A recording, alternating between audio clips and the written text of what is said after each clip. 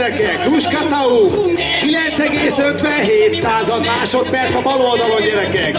BMW 241,92 km/órával. Jobb oldalon Hondával Krax Norbi 17,81, 120,13 km/óra.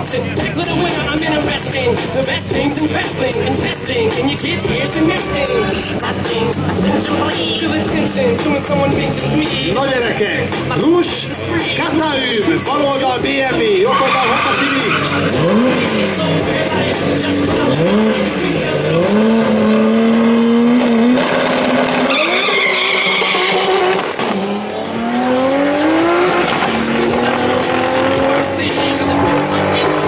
Másodperces reakcióidő, 300 méter előny, és a végén Krax Norbi 11,90, hoppá, 10,86, 205 a vége, nem volt olyan jó.